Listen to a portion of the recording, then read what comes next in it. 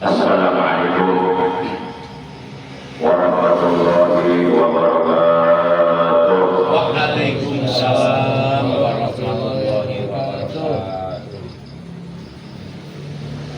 A'udzu billahi minasyaitonir rajim. Bismillahirrahmanirrahim. Alhamdulillahi wa kafa. Wassalatu wassalamu ala sayyidina Muhammadin Mustafa wa ala alihi wa ashabihi ahli sidqi wal wafa. Amma ba'da. Asyhadu an la ilaha illallah wa asyhadu anna sayyidana Muhammadan abduhu wa rasuluh.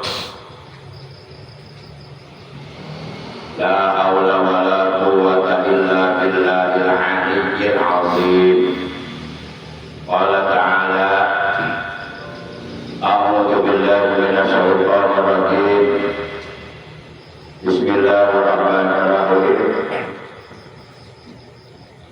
Innal ladzina qalu rabbuna Allah tsumma istaqamu tatanazzalu 'alaihimul malaikah alla takhafu wa la tahzanu wa abshiru bil jannati allati kuntum tu'adun. Wa qala Rasulullah sallallahu alaihi wasallam, qul amantu billahi tsumma istaqim. Sadaqallahu maulana al-azimul karim wa sadaqa rasulun nabiyul habibul karim wa nahnu ala dzalika minasyahidina wa syakirin walhamdulillahi rabbil alamin. Ma'asyiral muslimin, saudaraku seiman seagama seakidah, segenap jamaah pengajian rutin malam Senin Ba'da Isya Musalla Miftahul Jannah yang kita cintai, yang seluruhnya tanpa kecuali saya hormati rahimakumullah wa hadakumullah wa hafizakumullah. Segala puji hanya bagi Allah.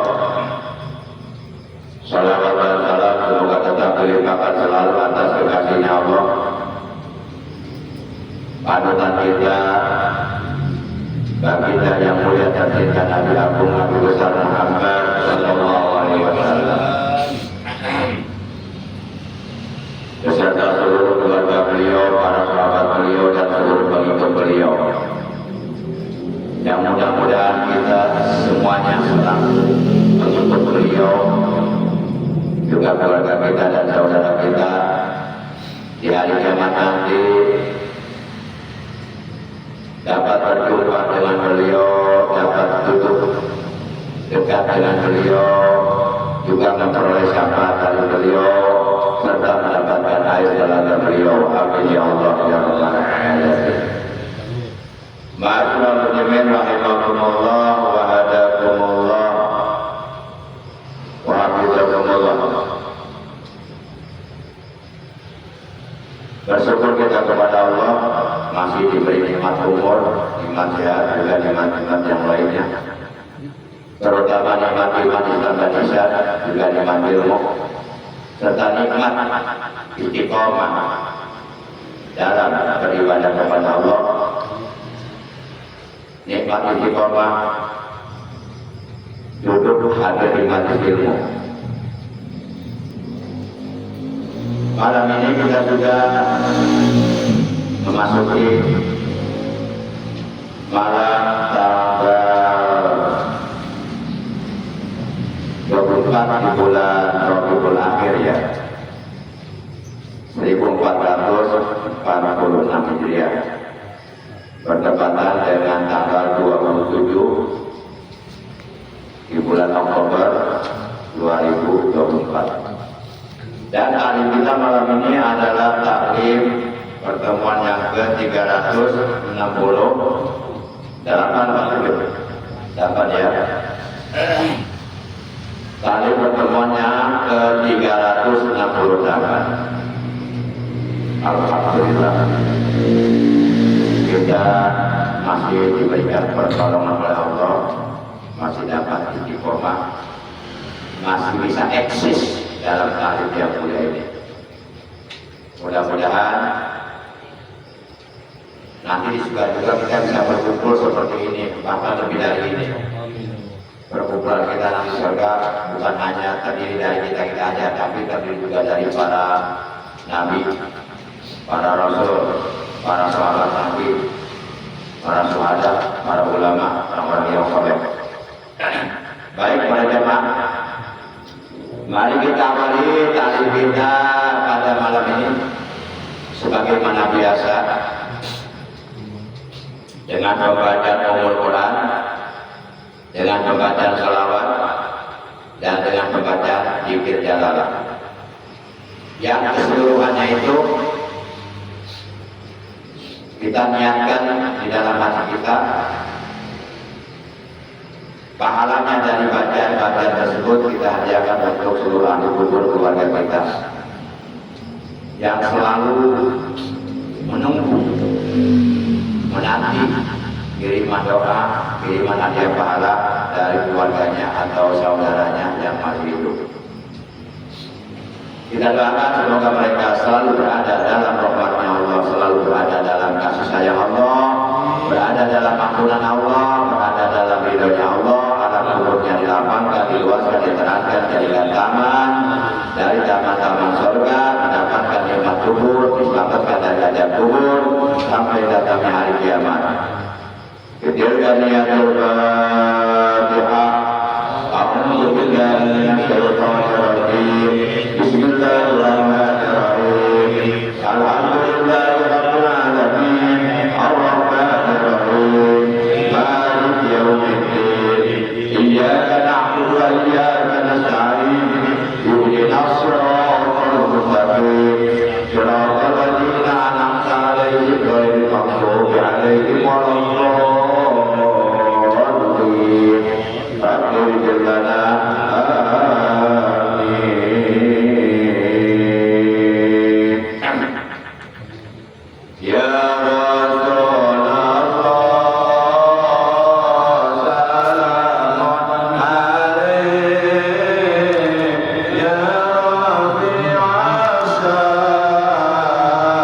Dewa Jarati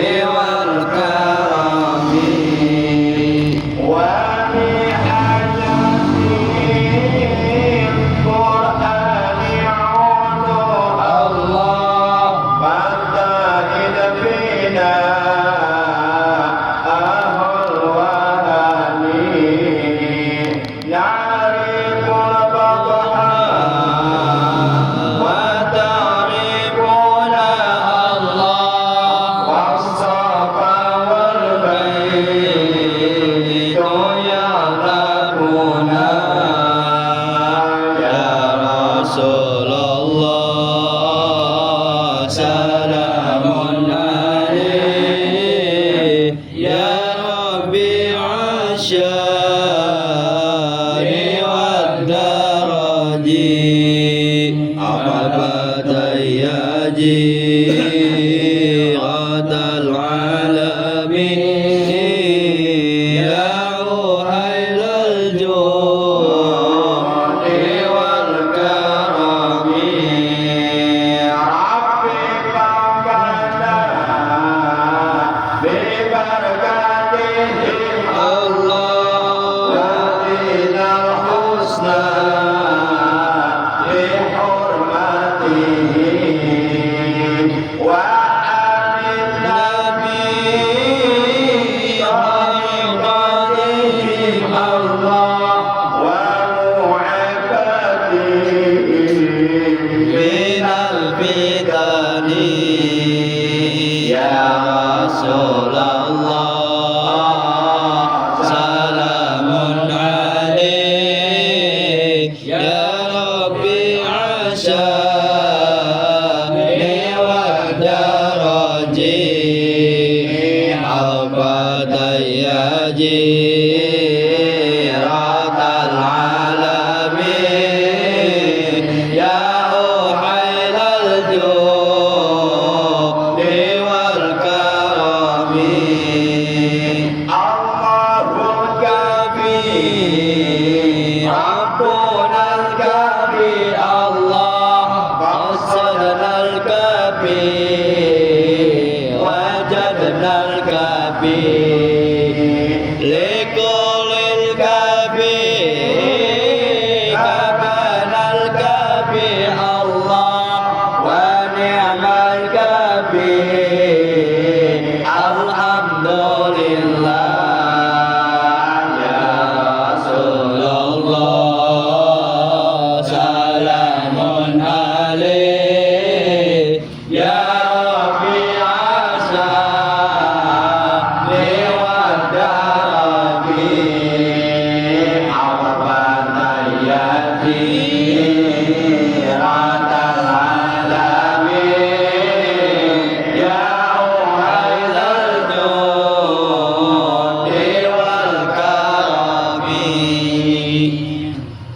اللهم صل وسلم وبارك عليه وعلى اله وصحبه بسم الله الرحمن الرحيم لا اله الا الله المخلوق في كل زمان لا إله إلا الله المعروف في كل مكان لا إله إلا الله المعروف في كل لسان لا إله إلا الله المعروف باللسان لا اله الا الله كل يوم هو في شان لا اله الا الله الامان من جوار الايمان ومن فتنه الشيطان يا كريم الرسال مهلك علينا من لسان لسانك القدير يا حنان يا حنان يا رحيم يا رحمن اغفر لنا وارحمنا وانت خير الراحمين وصلى الله على سيدنا محمد وعلى آله وصحبه وسلم والحمد لله رب العالمين.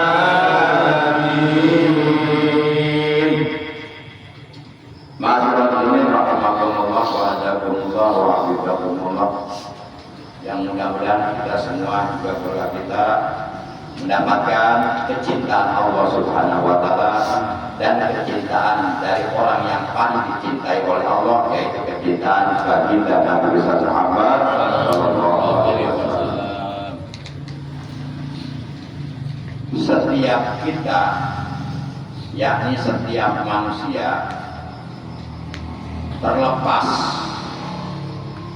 dari apakah dia orang mukmin atau orang kafir, beragama Islam ataupun beragama di luar agama Islam. Yang jelas setiap manusia pasti tidak diragukan lagi, pasti satu saat akan mengalami sesuatu yang sangat mengerikan, sangat menyakitkan, sangat pedih, yaitu akan mengalami yang namanya sakaratul maut. Pasti itu, cuma kita nggak tahu, itu rahasia Allah. Yang jelas saat itu pasti akan tiba kepada kita. Mungkin datangnya di pagi hari, di siang hari, di malam hari, mungkin di dalam rumah, mungkin di luar rumah. Nah, ketika siapapun sedang dalam keadaan mengalami sakaratul maut, maka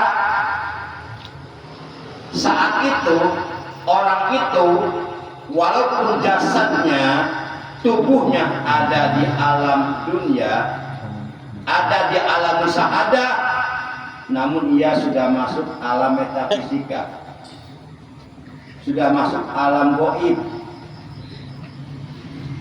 Buktinya ia sudah tidak bisa berkomunikasi lagi dengan orang-orang yang masih hidup di alam dunia, karena yang dia alami bukan alam dunia, yang dia lihat bukan kita. Untuk lebih jelasnya nanti kita mengalami seperti apa di saat sakaratul maut. Nah, tentu siapapun ketika sedang dalam keadaan sakaratul maut, tentu yang pertama ingin dicabut nyawanya, diringankan sesuai dengan doa Allahumma hawwin alaina fi sakaratil maut wa najata minan nari wal afwa indal hisab. Allahumma ya Allah, hawwin, ringankanlah, mudahkanlah, jangan berat-berat, jangan dipersulit, ringankan, mudahkan alaina atas kami di sakaratul maut, pada waktu sakaratul maut. Jangan ada suara apa-apa ya, nanti masuk rekaman tuh. Kalau ada suara aku agak tinggi, itu masuk rekaman itu, jadi mengganggu nanti suara itu, jadi kurang bagus. Coba fokus ya. Para jamaah yang dimuliakan oleh Allah Subhanahu wa taala. Wa najata, dan kami mohon keselamatan minan nari, dari api neraka, wal aqwa, dan mohon pemaafan atau pengampunan indal hisab, ketika amal kami dihisab. Itu doa sangat bagus, itu doa. Allahumma hawwin alaina fi sakaratil maut wa najata minan nari wal aqwa indal hisab. Cuma permasalahannya kita enggak tahu, walaupun kita sering berdoa dengan doa tersebut, kita enggak tahu apakah nantinya ketika sakarat kita dicabut nyawanya akan diringankan atau tidak, kita enggak tahu, belum tahu. Dan enggak akan tahu, tahunya nanti setelah dicabut. Masya Allah. Wah, cabut nyawa sudah sakit. Dilakukan loh, sampai sakaratnya berhari-hari, pokok satu. Itu tuh Perdana Menteri Israel Baola, siapa tuh?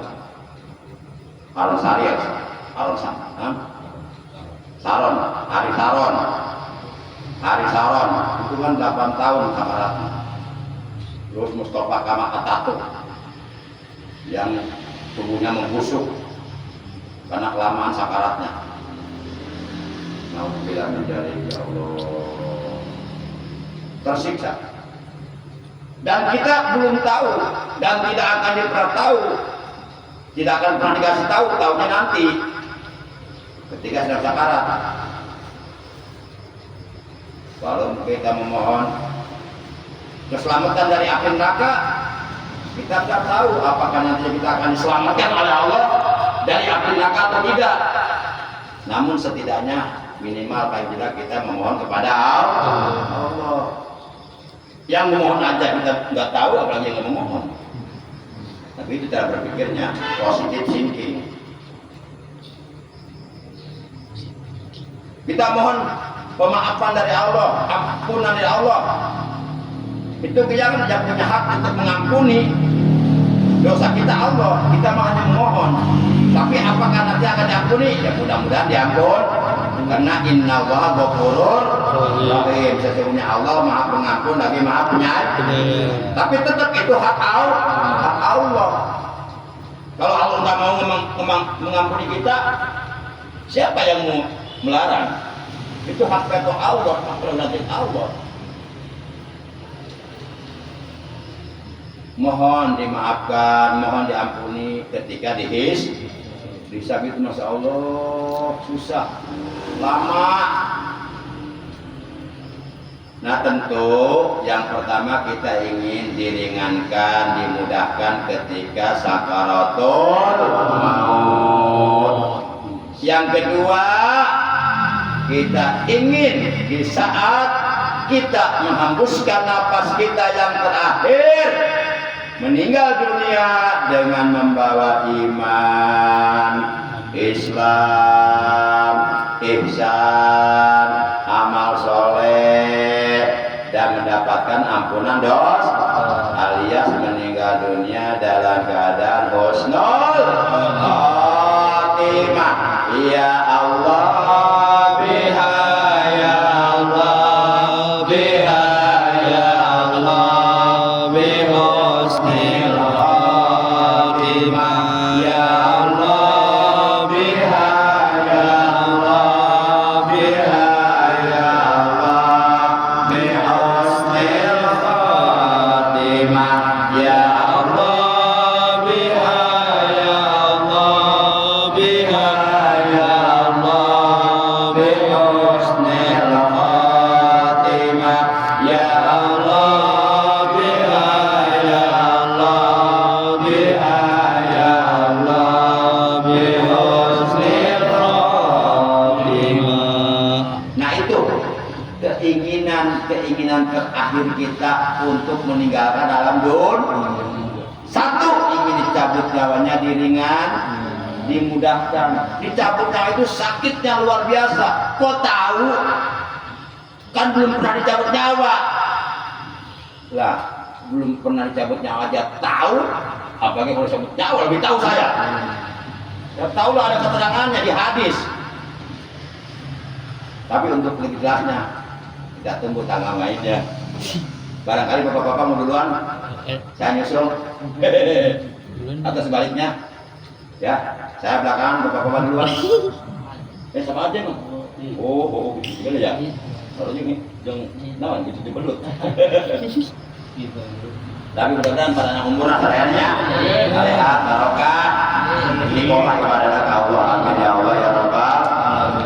Itu keinginan terakhir kita. Di saat itu kita tidak ingin uang miliaran, tidak ingin emas sebesar kebo. Emas ini kebo gede banget. Emas itu. Mas iya, Mas Mo. Mas Mo. Di saat itu kita tidak ingin pangkat, tidak ingin jabatan, semuanya itu nggak ada apa-apanya, kecil. Saat itu hanya satu, kita ingin dicabut nyawa diringan, ingin meninggal dunia membawa ingin meninggal. Itu yang kita butuhkan saat itu. Masya Allah. Kali ada orang yang sakarat, hayang duit, nggak ada. Boro-boro duit, dia merasakan sakitnya cabut nyawa aja luar biasa, kewalahan dia. Masya Allah. Tapi Masya Allah, ada orang-orang yang ketika dicabut nyawanya oleh malaikat Jibril, sampai-sampai orang-orang ini tidak merasakan sakitnya dicabut nyawa. Maksudnya sakit mah sakit, tapi tidak terasa sakit banget itu. Seperti ibarat kita mencabut rambut yang berada dalam adonan terigu. Tahu nggak adonan terigu? Terigu dikasih air, diaduk. Ternyata ada rambutnya, kita cabut mudah tuh nggak? Mudah seret, mudah. Nah seperti itu. Sakit mah sakit tetap, tapi diringankan sakitnya cabut nyawanya, diringankan oleh Allah. Kenapa? Karena orang ini dia melihat ada malaikat yang turun. Keluarganya, anggota keluarganya, saudaranya, muridnya, teman-temannya yang ngeriung di situ, dia nggak lihat kalau ada malaikat yang turun. Sebab itu yang saya maksud udah beda alam. Walaupun jasanya ada di dalam dunia. Ya barangkali penasaran, pengen membuktikan kebenaran apa yang saya sampaikan, silakan. Mangga wae. Mau cara ieu. Kalau penasaran, insya Allah akan terbukti. Ada malaikat datang bercahaya, terlihat sama dia. Itu malaikat datang memberikan kabar gembira kepada dia. Kata malaikat, Allah takhafu wa la tahzanu wa abshiru bil jannati allati kuntum tu'adun. Itu malaikat ngomong begitu, dia tahu yang senang ada, yang lain mah enggak tahu. Dan dia paham isi itu. Isinya begini, kamu enggak usah takut kata malaikat. Enggak usah bersedih hati. Bergembiralah kamu. Allah sudah menjanjikan surga untuk kamu. Para bidadari sudah menunggu kamu di surga. Akhirnya dia tersenyum. Dalam keadaan tersenyum, matanya terpejam, napasnya keluar. Innalillahi. Ini kematian sangat indah ini, Masya Allah. Pengen begini? Sekarang? Mas, tidak ada kematian yang terindah. Satu, melainkan satu, mati syahid. Dua, mati husnul.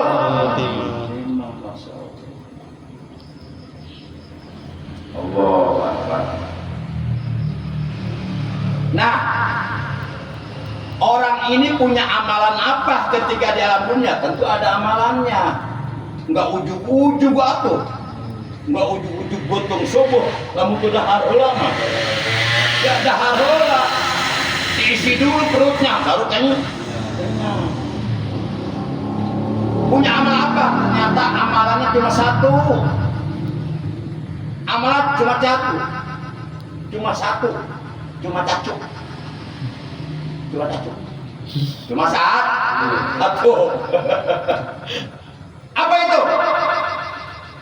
I S T I Q O M A A. Apa tuh? Istiqomah. Itu aja. Istiqomah dalam kebaikan, istiqomah dalam keimanan, istiqomah dalam ketauhidan, istiqomah dalam beribadah, istiqomah dalam menjalankan perintah Allah, istiqomah duduk di majelis ilmu, istiqomah dalam kebaikan, dalam beramal soleh, jangan dalam beramal salah. Sebab amal ada dua, ada amal soleh, ada amal salah. Ada orang namanya soleh, ada orang namanya salah, ada. Alpudin, kali salah melulu. Para jamaah yang dimuliakan oleh Allah Subhanahu wa Ta'ala. Istiqomah ternyata amalannya.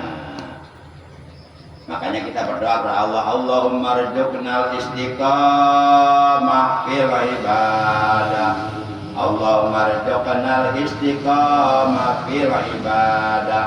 Allahumma rzuqnal istiqamah fil ibadah. Ya Allah, anugerahkanlah kepada kami rezeki berupa istiqomah dalam beribadah kepada Allah. Istiqomah. Nah, orang itu ternyata yang ketika sakaratul maut dicabut nyawanya tidak terlalu terasa sakit, menghembuskan nafasnya yang terakhir, membawa iman, Islam dan ihsan, meninggal dunia dalam keadaan husnul khotimah. Karena saat itu malaikat datang memberikan kabar gembira kepada orang tersebut. Malaikat mengatakan, Allah takhafu wa la tahzanu wa abshiru bil jannatil lati kuntum tu'adun. Janganlah kamu merasa takut, janganlah kamu bersedih hati, bergembiralah kamu, kata malaikat, bil jannati, dengan sorga, allati kuntum tu'adun, yang sorga itu telah dijanjikan oleh Tuhanmu untuk kamu, karena kamu ketika dalamnya istiqomah. Alhamdulillah. Kita suka berdoa, Allahumma hdina siratal mustaqim, itu dari istiqomah. Ya Allah, berilah kami hidayah ke jalan yang lurus. Ya Allah, berilah kami petunjuk agar kami dapat istiqomah di jalan yang lurus, jalan yang telah ditempuh oleh para nabi, jalan yang telah ditempuh oleh para rasul, para siddiqin, para syuhada, para sholihin, yaitu jalan menuju surganya Allah, jalan menuju ridho. Kita ingin istiqomah di jalan itu. Allahumma hdina siratal mustaqim. Masya Allah. Para jamaah yang dimuliakan oleh Allah Subhanahu wa Ta'ala,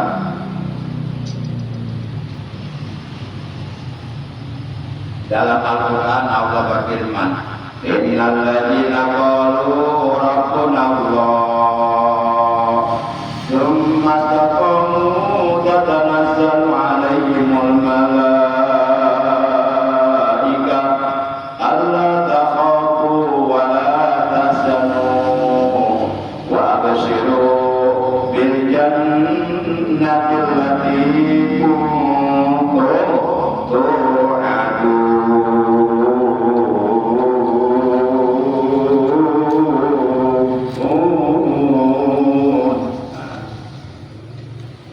sesungguhnya orang-orang yang mengatakan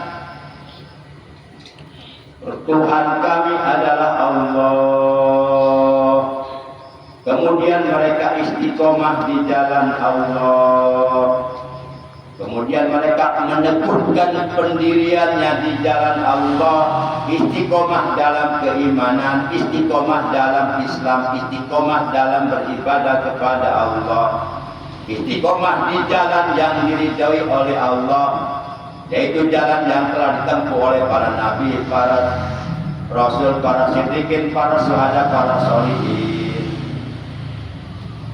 Tatanazzalu alaihimul malaika, akan turun kepada mereka malaikat seraya mengatakan, Allah takhafu wa la tahzanu, janganlah kamu takut dan janganlah kamu bersedih hati, wa abshiru bil jannati allati kuntum tu'adun, bergembiralah kamu dengan surga yang telah dijanjikan oleh Allah untuk kamu. Jadi kalau kita pengen surga yang telah dijanjikan oleh Allah, ya kita harus bisa tapi istiqomahnya bukan istiqomah ikatan suami tertekan istri di rumah, bukan. Istiqomahnya ngereyeuh, jecek page, tegedang keanginan, terutur kahujanan, terapuk kapanasan, kuat teguh pendiriannya. Nah, itu istiqomah. Para jamaah, ada salah seorang sahabat Nabi berkata kepada Nabi, ya Rasulullah, ceritakan kepadaku, katakan kepadaku sesuatu yang dengan sesuatu itu aku bisa mengamalkannya di dalam kehidupanku dan aku tidak bertanya sesuatu kepada orang lain. Artinya sahabat ini minta petunjuk dari Rasulullah Shallallahu Alaihi Wasallam agar Rasulullah memberikan petunjuk kepadanya tentang suatu amalan yang seyogianya diamalkan untuk meraih keselamatan kebahagiaan dunia akhir. Saat itu Rasulullah simple cuma mengatakan begini, kul amantu billah summa istaqim, cuma begitu. Katakan olehmu amantu billah, aku beriman kepada Allah, summa istaqim, kemudian kamu istiqomah. Jadi disuruh beriman dan disuruh istiqomah, udah itu aja jalankan, itu akan menyelamatkan kita. Yang terakhir, ini tambahan aja. Bapak-bapak, saya mau nanya dulu nih. Kalau umpama bapak-bapak melakukan suatu amalan, melakukan suatu kebaikan, kemudian dari amalan atau dari kebaikan yang bapak-bapak lakukan dicatat oleh malaikat pahalanya, pahala 1000 kali ibadah haji, 1000 kali ibadah umroh. Kira-kira kita seneng nggak? Kalau umpama dikasih pahala seperti itu? Masya Allah, pahala ibadah haji itu besar. Nggak usah 1000 kali ibadahnya, sekali aja udah besar. Dalam hadis katakan, al-hajjul mabrur laisa lahu jazaa'un illa jan. Haji yang mabrur tidak ada lagi balasan dari Allah kecuali surga. Kalau haji mabrur, ya, haji mabrur.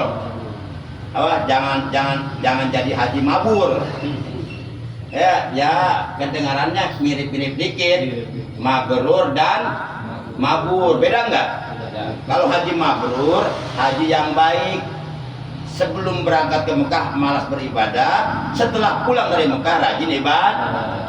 Sebelum berangkat ke Mekah pelitnya 17 setan, sesudah pulang dari Mekah dermawannya 1000 malaikat. Amin. Gitu. Sebelum berangkat ke Mekah ketemu orang mukanya asem, nggak bisa senyum, kayak muka malaikat Malik penjaga neraka. Tapi setelah pulang dari Mekah ketemu siapa saja assalamualaikum senyum. Mantep tuh, itu haji mabrur.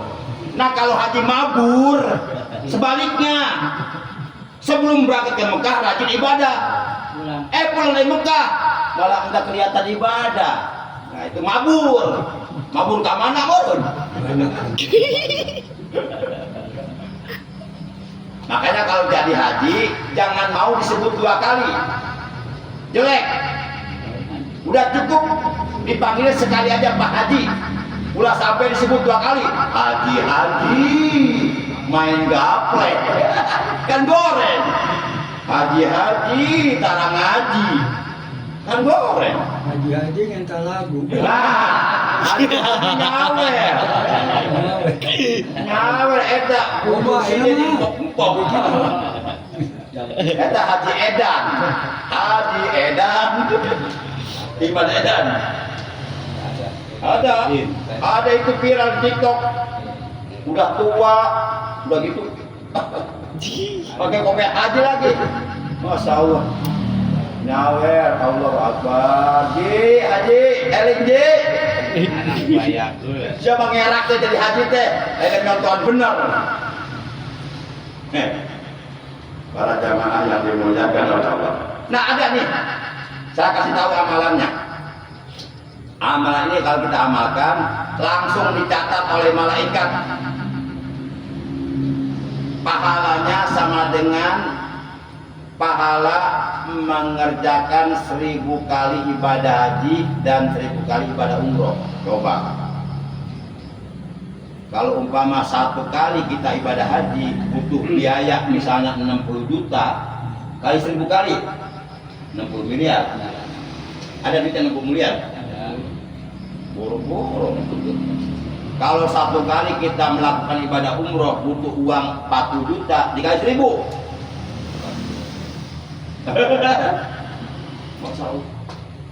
Tapi ini nggak keluar duit, kita dapat pahala itu. Luar biasa. Untuk gawe tapi mana gaji. Nah eta. Gawe tercapai tapi gajinya gede. Oh. Kalau eta mah direktur.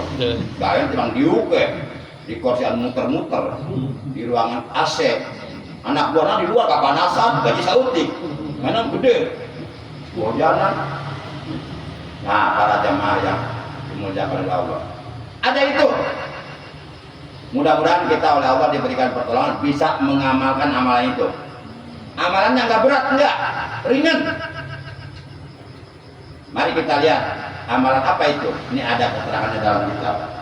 At-takbiratul ula yudhikuha al-mu'minu ma'imam khairul lahu min alfi hajatin wa umrah. Ini udah pakai aja. Nggak jangan lama-lama udah. Yang lama. Enggak ada. 40 menit lebih. Ini terakhir. Kita artikan ini. At-takbiratul ula bermula takbir ula. Bapak-bapak,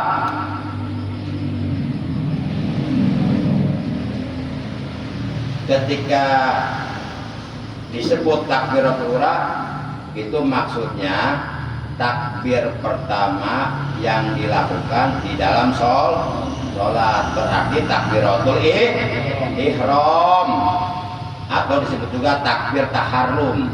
Nah itu yang dimaksud takbiratul ula, takbir yang pertama kali dilakukan di dalam sholat, baik di dalam sholat sunnah maupun di dalam sholat fardu, namanya takbiratul ihram atau takbir taharrum. Artinya takbir yang mengharamkan kepada orang yang bertakbirnya melakukan pekerjaan-pekerjaan di luar pekerjaan sholat setelah ia melakukan takbiratul ihram. Artinya kalau sudah takbiratul ihram, kita tidak boleh melakukan pekerjaan-pekerjaan di luar pekerjaan sholat seperti minum. Nggak boleh, haram minumnya, karena itu bisa membatalkan sholat. Karena kalau orang sudah takbiratul ihram berarti sudah masuk pekerjaan sholat. Allahu Akbar. Bismillahirrahmanirrahim. Jadi itu sholat dah. Terjadi. Sebab sudah takbiratul ihram, sudah masuk pekerjaan sholat. Sedangkan minum pekerjaan di luar pekerjaan sholat. Minumnya tidak haram, padahal ini minuman halal. Tapi kalau diminumnya setelah takbiratul ihram, sarua jeung minum TKW urang. Sarua jeung minum bir, brandy, AO, Manson, Magadon, Kanput, apa sih? Apa ngaranna mah? Kita pengalaman ge. Eta ge informasi ti Pak Haji Warsono.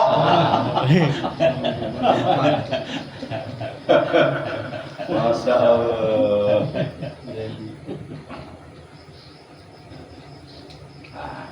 Nah, at-takbiratul ula bermula takbiratul ula yudriku yang mendapati terhadap takbiratul ula sopo al mukminu seorang mukmin, maksudnya seorang makmum di dalam salat berjamaah. Karena yang disebut salat berjamaah itu apa? As-sholatu allati kanat biha makmumun imaman wa makmumun. Itu definisi salat berjamaah. Saya ulang ini. Salatul jamaah hiya as-sholatu allati kanat biha imaman wa makmuman. Artinya salat berjamaah itu salat yang di dalam salat tersebut ada imam, ada makmum. Walaupun dua orang jadi berjamaah tetap. Walaupun berjamaahnya misalnya di kapal laut tetap jadi berjamaah, atau di pesawat tetap jadi berjamaah, atau di kereta tetap jadi berjamaah. Nah, takbiratul ula yang didapatkan oleh seorang makmum di dalam sholatnya bersama imamnya, maka khairul lahu min alfi hajjatin wa umratin, maka pahalanya baginya jauh lebih baik daripada pahala 1000 kali ibadah haji dan 1000 kali ibadah Masya Allah. Makanya Pak, kalau kita mau melakukan sholat berjamaah di masjid, begitu yang qomat mengatakan qad qomatis sholat, itu artinya sungguh sholat akan didiri. Nah, maka kita disunahkan berdiri, jangan duduk baik. Begitu mendengar qad qomatis sholat, yang di luar masuk, yang duduk di belakang kedap, semuanya berdiri maju, bikin barisan sholat. Setelah masing-masing sudah berada di barisan sholatnya masing-masing, langsung kita baca Rabbi a'udzubika min hamajati syayatin wa a'udzubika Rabbi ayahdurun. Kemudian kita baca a'udzubillahi minasyaitonir rajim. Bismillahirrahmanirrahim. Usalli fardhu subhi raka'ataini mustaqbilal qiblati adan makmuman lillahi taala. Tunggu biar imam dulu takbiratul ihram. Begitu imam Allahu Akbar, kita tinggal Allahu Akbar. Jangan begini, imam udah Allahu Akbar, kita baru a'udzubillahi balikin. Nanti kita lambat. Apalagi imam udah takbiratul Allahu Akbar, kita baru wudu. Apalagi begitu. Apalagi yang parah, imam udah Allahu Akbar, kita baru bangun. Nah, ada lagi yang parah, imam udah Allahu Akbar, kita masih di sawah. Kalau dia. Para jamaah yang dimuliakan Allah. Nah, jadi kalau imam takbiratul ihram Allahu Akbar, kita langsung makmum Allahu Akbar. Nah, itu yang dimaksud. Itu namanya makmum yang mendapatkan takbiratul ihram bersama imam. Nah, itu ada fadilahnya, ada pahalanya. Yang pertama pahala tadi itu dicatat pahala baginya, pahala yang jauh lebih baik daripada pahala 1000 kali ibadah haji dan umroh. Sebenarnya pahalanya ada 6, cuma malam ini kalau saya teruskan sampai 6, mungkin ngajinya sampai jam 12 sampai subuh meureun. Udah cukup satu aja ya. Yang penting bisa diterima, bisa dicerna, bisa dimengerti, bisa dipahami, dan jauh lebih penting adalah bisa diamalkan, direalisasikan, diaplikasikan. Karena samratul ilmi al-amal, buahnya ilmu adalah amal. Bapak nanam singkong, yang Bapak harapkan apanya coba? Buah singkongnya. Bapak nanam duren, yang Bapak harapkan apa? Buah durennya, bukan akar pohon durennya. Nah, kita sholat yang kita harapkan apa, Pak? Buahnya buah. Sholat itu ada buahnya. Kita cari ilmu, yang kita harapkan apa, Pak? Buahnya ilmu.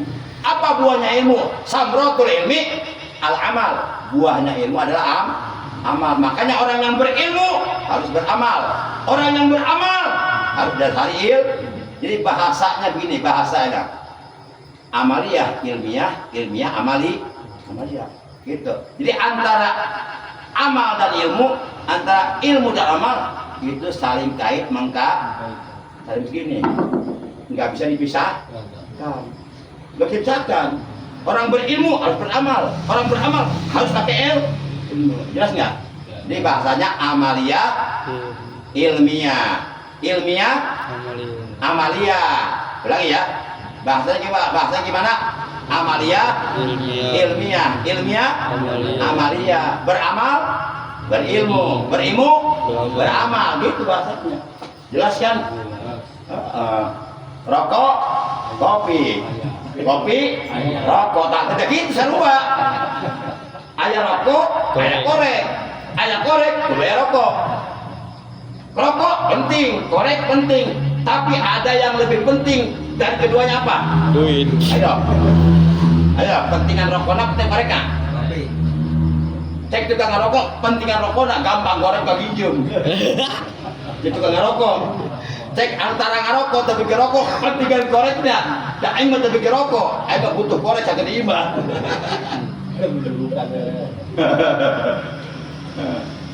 Tapi dua-duanya penting. Tapi ada yang lebih penting. Bagi perokok yang lebih penting adalah rokok. Gitu. Nah ini kaidah usul fikih taqdimul aham minal muhim.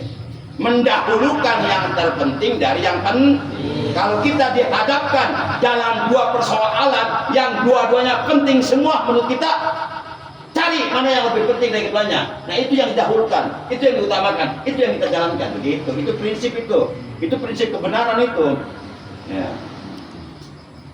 Ya, cukup ya.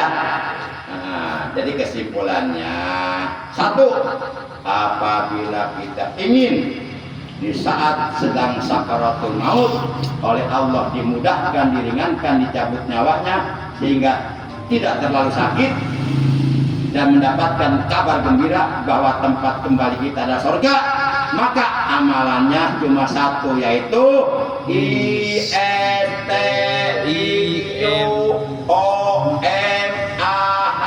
artinya istiqomah.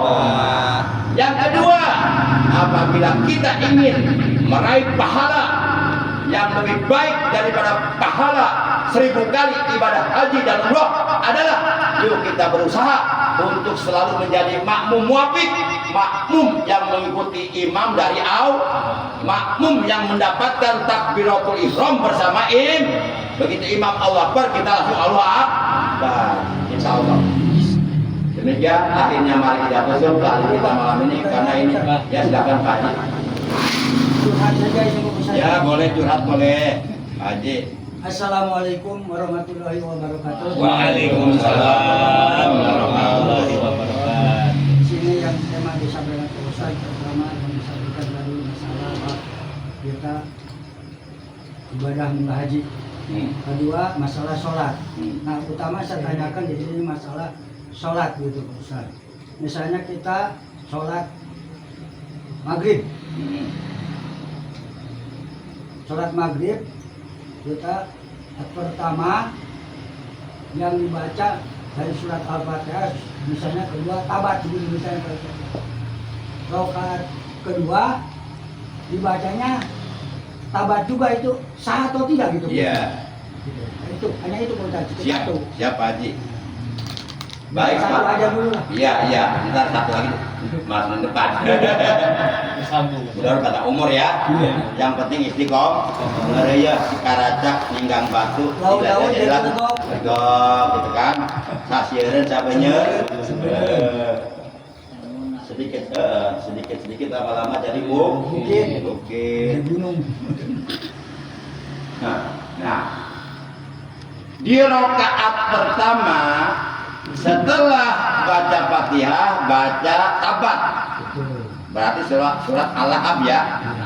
Surat Al-Lahab. Di rakaat kedua setelah Fatihah juga masih baca tabat lagi. Bikin lupa. Surat Al-Lahab. Boleh jadi lupa atau dia apa itu. Pikiran hutang. Nah, terlepas dari berbagai faktor penyebab menjadikan ia begitu, dijawab oleh hukum fikih. Kalau pertanyaannya sholatnya jadi gak, maka jawaban dari para ulama fikih sholatnya tetap jadi sah, dosa yang penting sholatnya benar. Nah, soh ya, soh. Nah, boleh. Tapi bagusnya beda surat dan dahulukan dibaca di rakaat pertama surat yang memang susunannya lebih awal. Jadi kalau kita baca surat dari surat-surat Al-Quran di dalam sholat antara luar biasa nikmat dia, nikmat ngaji sampai terang meni aku dulu batas kadang kadu ya kan lamun teu kieu mah harunutan itu ya luar itu kan baru ini Tapi mah terapa yang terkadu, terapa buka duit.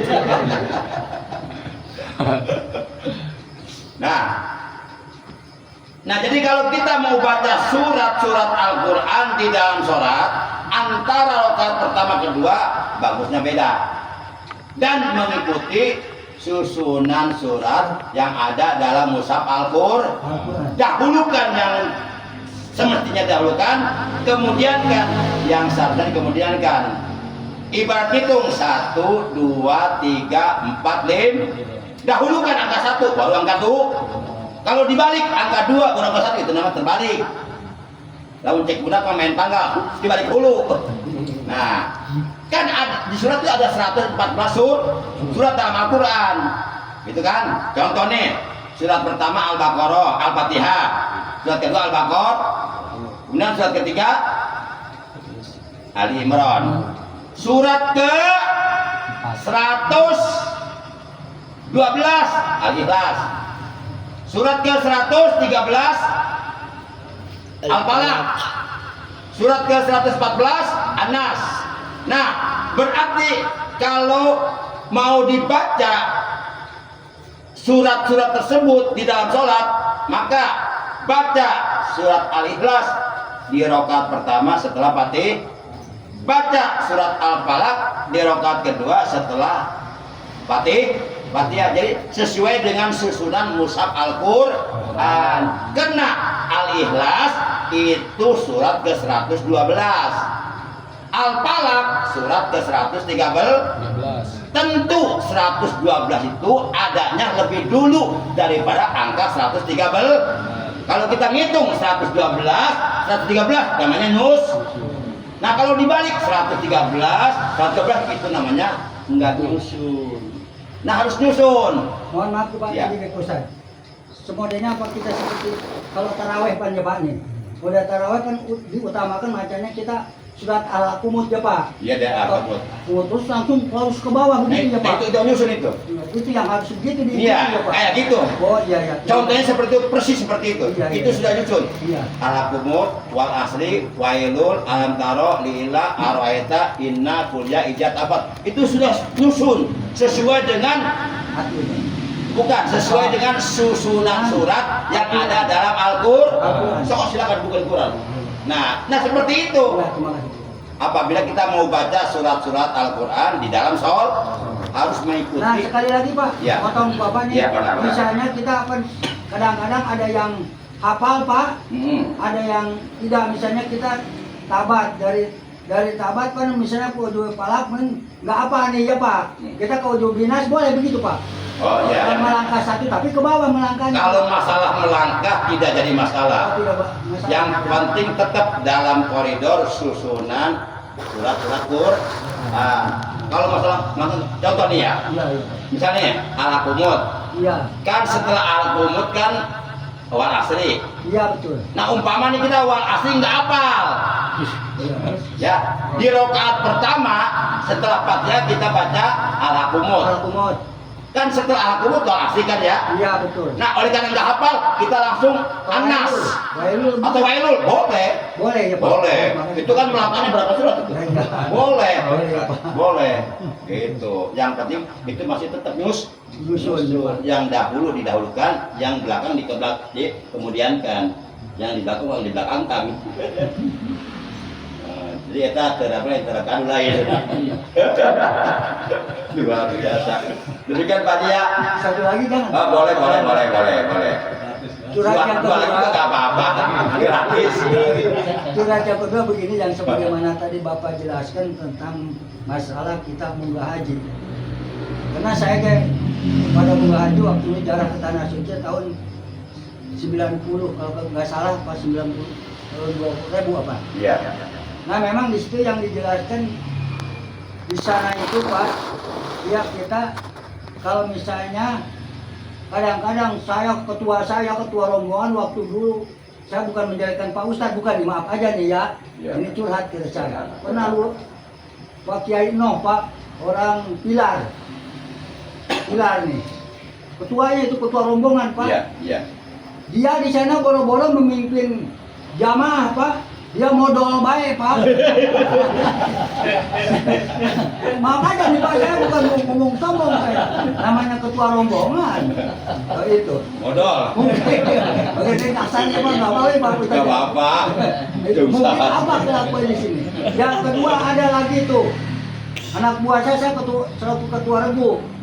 Setiap ada pembagian snack makan gitu ya Pak. Kadang-kadang itu Pak Ustadz Pak nggak kebagian Pak itu sampai ini saya tidak Wan Haram. tiga dikatakan haram gitu Pak itu bagaimana itu Pak saya suka barangkali itu apa kelakuan kita apa bagaimana di sini itu tanya yang saya alami ini mohon maaf aja nih kepada Pak Ustadz. Ya. Saya katakan saya curhatkan tadi juga Ya. Ya, berarti yang pertama itu modal, itu mau curhat aja cerita ya, ada pertanyaan juga ya. Yang pertama itu modal, itu mah curhat aja cerita nggak ada pertanyaan ya. Nah yang ada pertanyaan kedua, itu ketua rombongan, kalau ada snack ya, Iya tradisional. maksudnya itu ketua rombongannya, maksudnya tidak membagikan snack. Enggak dikasih aja mau uang di sana Pak. Sama ketua pembagian snacknya enggak dikasih. Dikatakan Rombongan tuh, rombongan Pak. Haram punya Pak. rombongan yang nggak dikasih. Iya. Enggak itu, snack punya siapa? Hah? Snacknya Yang dibagi oleh Uan aja Pak. Uang yang sana. Iya makan gitu makan bersama begitu Pak. Oh, Berbahasa kan satu rebu dikasih snack Pak. oh Gitu. iya, Kalau Pak ya anak buah saya 2 orang nggak kebagian. nggak kebagian saya minta Bilangnya haram. bilangnya haram itu Pak itu. Oh iya. Makan haram. Tapi yang lain kebagian. Nah, saya juga kebagian. Oh, cuma 2 orang yang nggak kebagian. 2 orang nggak dikasih. Oh, tapi snacknya masih ada nggak? Hah? Masih ada nggak snack? Ada. Masih ada. Masih ada nggak dikasih. Enggak, takutnya udah habis. Makanya dibilang haram maksudnya habis nggak ada lagi. Gitu saja. Itu yang saya alami Pak Nah. Ustaz. Banyak lah yang saya alami Pak Ustaz. Ya, Kalau saya itu sebenarnya cerita aja ya, berat ya. Iya. Nah, cuma yang 2 ini perlu dibahas sedikit. Kalau memang itu snacknya masih ada, dan itu haknya Betul. rombongan, Iya. tapi tidak diberikan, itu dosa dia. Itu korupsi snack. Begitu ya Pak. Iya tuh. Kalau memang itu jatah kita, hak kita kan. Tapi kan dia mengatakan haram. Memang di sana bahasa begitu. Hmm. Tidak boleh itu haram. Tapi haram itu haramnya bukan haram syar'i, bukan haram menurut hukum fikih. Itu haram bahasa mereka. Haram itu artinya tidak boleh. Iya betul. Di kita juga boleh praktekkan. Misalnya ada orang mau kencing di tempat wudhu, kita boleh mengatakan haram. Maksudnya ulah kencing dirinya, aku kencing tempat wudhu, kan? Kan? Itu bahasa Arab, itu bahasa Arab. Iya. Jadi kalimat haram itu ada 2, ada kalimat haram menurut arti bahasa Arab, artinya tidak boleh. Ada haram menurut ilmu fikih, artinya adalah apabila dikerjakan dosa ditinggalkan dapat pahala. Nah ini yang dimaksud sama Wan itu haram asal snack itu bukan haram menurut ilmu fikih, tapi haram secara bahasa saja, artinya tidak boleh jadi udah itu apa ya diambil sama dia gitu begitu Pak dia. Iya Pak. Terima kasih Pak. Iya. Untuk menambah pengetahuan saya. Gitu. Iya. Jadi kalau umpama di tempat wudhu ada tulisan nih, dilarang kencing di sini, ya di tempat wudhu Pak Jepri ada tulisan di tembok tuh di dinding, dilarang kencing di sini. Terus Pak Jepri ke situ nyari toilet, mau BAB. Aduh, kebetulan nih yang dilarang di sini kencing. Saya kan belum mau kencing, mau BAB. BAB di situ. Tambah parah. Coba sepintas kilas kayaknya bener. Sepintas kilas kayaknya bener kalau kita merujuk kalau yang kita jadikan dasar tulisan. Karena dalam tulisan dikatakan dilarang kencing di sini. Ada nggak kata-kata dilarang BAB itu? Ada. Nah kalau orang BAB di situ salah nggak? Nggak salah ini. Sesuai dengan tulis. Sepintas kilas benar, tapi itu geblek. Itu akalnya nggak sehat. Orang kalau akalnya sehat, cara berpikirnya begini. Lah, kencing saja yang ringan udah dilarang di tempat wudhu, apalagi BAB berat, bau, pasti lebih dilarang. Nah, itu baru benar pikirannya. Nah, kalau kita yang jadikan dasar tulisan itu nggak salah ini. Cuma orang tersebut akalnya kurang, wawasannya kurang luas. Ya baca itu ya? Satu lagi Pak nih. Ya, boleh. Pengalaman. Tidak aja nih. Saya kenapa? Karena saya kopi. Saya waktu Siapkan. waktu asal kemarin Pak, ada satu jamaah orangnya duduknya hampir sebesar bapak gitu. Iya. Oh. Serem lah gitu Pak. Oh, abojo. Sangat-sangat orang pasti kata kalau kita dilihat pada TV itu orang-orang Papua. Iya. Setelah sholat asar saya tegur Pak. Nah, Iya, saya selaku mu'alaf punya Pak. Iya, tapi timbang hanya bukan kata-kata Pak. Saya periksa tuh betul, masukkan surat dia betul-betul masuk Islam Pak. Langsung saya baca betul itu Pak. nunjukin sertifikat Menunjukkan Islam ya. sertifikat bahwa dia berjanji disumpah. Hukumnya dan Pak ada saksi-saksinya dengenan. Oh, terus? Iya, itu dia. Mana Islam paling bagus, paling baik, rapi, suci. Dia mengatakan. Kalau orang Papua makanya Kristen mah Pak, maaf aja nih kita bicara Kristen sedikit ya Pak. Kalau sholat kena di gereja teh, Pak masuk gereja teh kena pakai sendal boleh, pakai sepatu boleh. Kan kita mah nggak boleh ya Pak. Nah itu. Iya. Kira-kira saya kalau ada orang yang nggak dikenal semacam begitu, bolehnya kita periksa itu Pak Ustadz? Model saya gitu untuk periksa. Periksa. Iya, Nggak pas masalah. ditanya gitu. Oh, bagus, nggak masalah. Gitu. Satu untuk nambah persaudaraan. Betul Pak. Yang kedua, kita tambah kenalan, tambah silaturahim. Yang ketiga, tambah akrab, gitu kan. Yang keempat kan kita jadi saling mengetahui. Baru 5 tahun dah itu Pak. Iya, nggak apa-apa. Nggak apa-apa. Saya karena takut-takut nih orang luar agama kata saya. Oh, beda ya itu ya. Iya, orang yang serem takut juga saya juga. Iya, hitam gede ya. Gede. Hitam gede mana? Hitam. Udah lu. Rambutnya lu ini Pak. Keriting. Orang Papua ya, orang Papua ya. Iya Papua, Iya, Papua dia- Jaya dia Pak. Oh, Mengatakan Papua Jaya kawin ke orang Magelang. iya. Memang rata-rata sih Papua mayoritas Kristen. Cuman dia masuk Islam ya. Alhamdulillah kata saya ngobrol. Iya.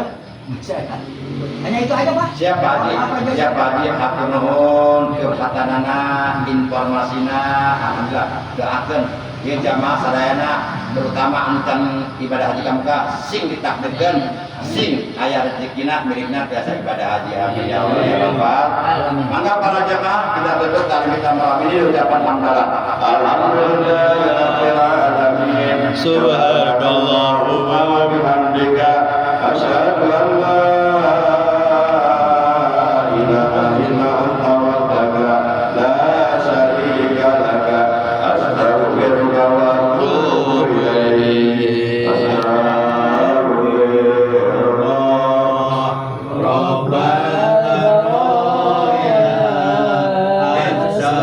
nanti di omnya setelah beres salaman ya.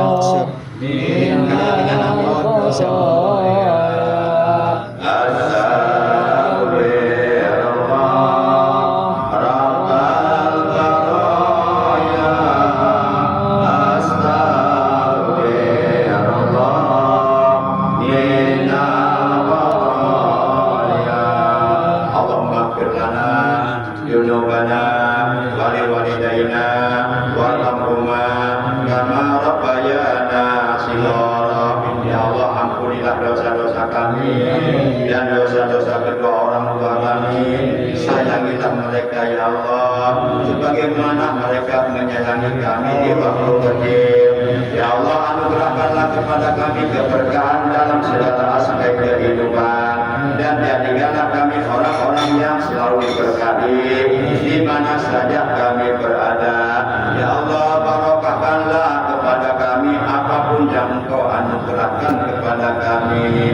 Tambahkanlah kepada kami ilmu yang bermanfaat, ilmu yang barokah, ilmu yang serta hidayah.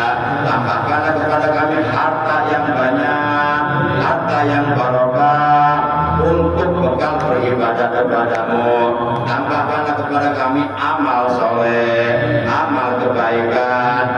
kebahagiaan kami nanti di alam akhirat.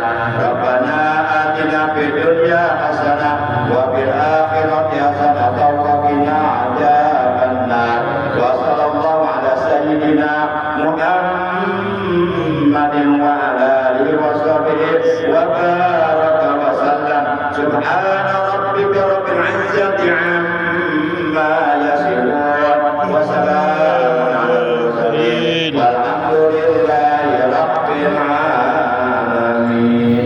Demikian, terima kasih, mohon maaf. Ada Allah wa iyyakum ajmain. Wassalamualaikum warahmatullahi wabarakatuh. Waalaikumsalam. Sallallahu